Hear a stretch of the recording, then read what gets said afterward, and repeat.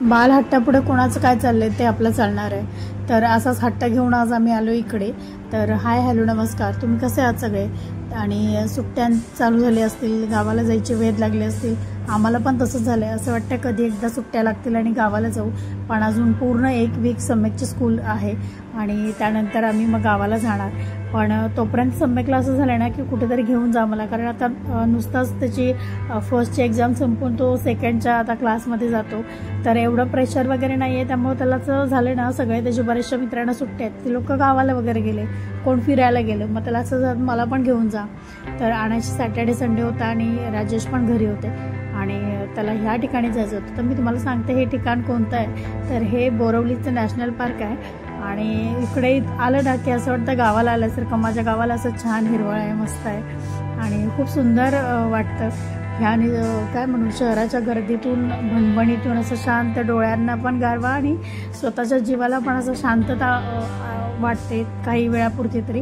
इकडे छान अशी वस्ती वगैरे म्हणजे लोक राहिला आहेत, त्यांचं नॉर्मल लाईफस्टाईल आहे। आतमध्ये हे नॅशनल पार्कच्या आतलं आहे सगळं। आणि तुम्हाला माहिती आहे का इकडे लोक राहतात ना छान, म्हणजे आपण कसं बाहेर राहतो तसं छान यांची घरं वगैरे आतमध्ये आहेत आणि लग्न वगैरे आता 2-3 ठिकाणी मंडप होते लग्नाचे वगैरे, असं छान नॉर्मल लाईफस्टाईल आहे आतमध्ये। पण हरणं दिसली इथून जाता जाता आम्हाला की, आणि खूप सुंदर आहे। तर इथं 2-3 गोष्टी आहेत अशा ज्या तुम्हाला वेगवेगळ्या वेळेला म्हणजे वेगवेगळ्या ठिकाणी जाऊन बघाव्या लागतात। एक तर इकडे टायगर सफारीसाठी वेगळ्या ठिकाणी जावं लागतं आणि हे आम्ही निघालो आता कणेरी केव्जला।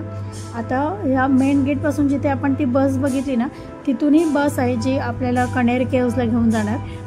साधारण 25 रुपये की 50 रुपये असं काहीतरी तिकीट आहे त्याचं प्रत्येक वेळी। म्हणजे तिथं गेटवर तिकीट वेगळं आहे, त्या बसचं तिकीट वेगळं आहे, तिथं त्या केव्जचं तिथं तिकीट वेगळं आहे।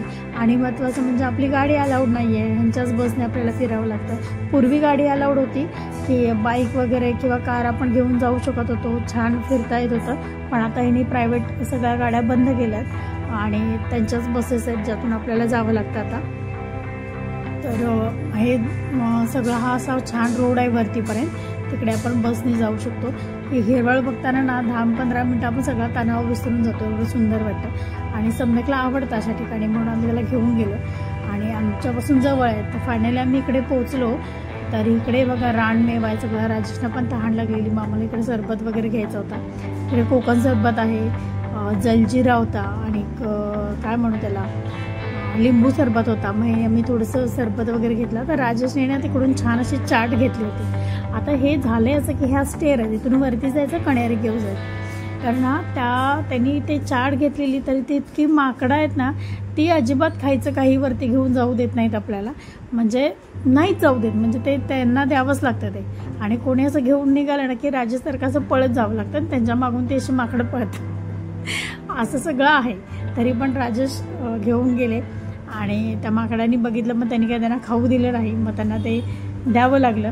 आणि इथून असं वरती चढत जायचं। तर पूर्वी नाही थोडंसं नव्हतं, आता हिने मला वाटतं हे केलं असेल ह्या 1-5-6 वर्षात, कारण आम्ही फार जाणं झालं नाही। कारण सम्यक लास्ट टाईम जेव्हा आम्ही गेलेलो तेव्हा सम्यक 2-2.5 किंवा 3 वगैरे वर्षाचा असेल आणि त्यानंतर आम्ही इकडे आलोच नाही। आता सार्थक आहे 1.5 वर्षाचा आणि बराच काळ लोटला, त्यानंतर आता परत यायचा योग आला। खरं तर पावसाळ्याच्या वेळेस इकडे खूप छान वाटतं, म्हणजे छान गारवा असतो आणि मस्त वाटतं। इकडे सगळे धबधबे वगैरे चालू होतात, पाणी असतं, छान मस्त वाटतं। पण आता उन्हात नकोच वाटतं, तुम्ही बघू शकता इतकं ऊन आहे ना, प्रचंड ऊन आहे। पण तरी काय करणार, मुलांना जायचं असल्यावर काय राहत नाही आपल्याकडं ऑप्शन। तर ह्या ज्या केव्ज आहेत तर त्यानं मला वाटतं कित्येक हजारो वर्षापूर्वीच्या असेल, जेव्हा बौद्धांचा काळ होता ना, तो साधारण काळात ह्या तयार केलेल्या लेण्या आहेत। आणि ह्यामध्ये खूप सारे बौद्ध होऊन गेले, ज्यांनी विपश्यनासाठी ते लोक इकडे यायचे आणि इतकं रेखीव काम आहे आतमध्ये। मी तुम्हाला एका ठिकाणी जाऊन दाखवते, पण म्हणजे हे खरं तर ॲक्च्युली निवांत येण्याची गोष्ट आहे की तुम्हाला सगळ्या छोट्या छोट्या गोष्टी दाखवता आल्या असत्या मला, पण तसं नाही होत, कारण बाळांना घेऊन येताना ना हे बघा किती इतकं सुंदर बारीक रेखीव काम आहे ना, हे विश्वास नाही बसणार, कित्येक वर्षापूर्वीचे, पण तरी पण अगदी व्यवस्थित आहे अजून पण। तेवढं असं डिटेलिंग मला नाही तुम्हाला दाखवता येणार, कारण मुलांना घेऊन गेलं ना की निम्म लक्ष त्यांच्याकडे आणि निम्म लक्ष हे असं, त्यामुळं पण एकदा आवर्जून वेळ काढून तुम्ही येऊन बघा. हे आतमध्ये बघा, इकडे लोक ना छानमध्ये आतमध्ये बसतात. इकडे खूप लोक विपश्यनाला यायचे, जे त्या काळचे बौद्ध होते किंवा त्या काळचे जे बुद्धांचे शिष्य होते ते लोक इकडे विपश्यनाला यायचे. तर त्यावेळी कसं असेल, पूर्ण घनदाट जंगल, आणि त्यावेळेला ते एवढ्या शांततात हे लोक विपश्यना करायचे. हे बघा, ह्या सगळ्या आयांची अवस्था अशी असते, प्राणी असू दे किंवा माणूस, बिचारे काही सुख नसतं. कुठे असेल तिकडे हे असे चिपकून असतात पिल्लं.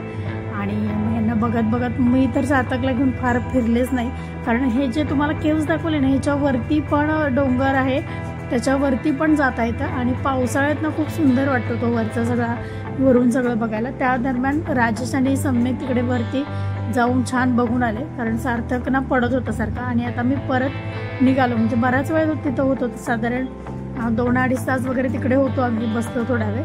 आणि मग आता मी परत निघालो. आता आम्ही निघालो, टायगर सफारी मिळते का बघायला, पण आता शंका कमी आहे कारण उशीर झाला आहे. तर बघूया आता काय होतं आहे. आणि हा परतीचा रस्ता आहे, जसं जंगल जाताना तसं येताना. आणि फायनली आम्ही तिथे खाली पोचलो. आणि ही ॲक्च्युली ही बस परत तिथं गेटपर्यंत जाते, पण आम्ही इकडे मध्येच उतरलो, म्हणजे इकडून या साईडला ते टायगर सफारीचं आहे का बघूया म्हणून. मग आम्ही सगळे इकडे उतरलो, आम्ही चौघं.